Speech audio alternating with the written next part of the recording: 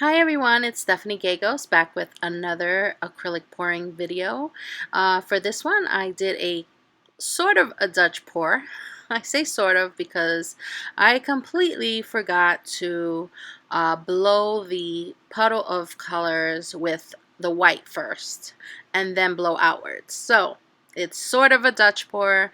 I won't be explaining too much in this video only because I've already done a few Dutch pour videos and there are so many other people that are more of an expert at it than I am. So this video is really only about seeing my process, and then you get to see me add resin to this one in the end.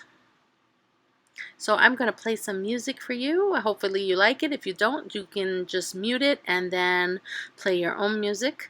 And if you have any questions, please be sure to leave me a comment.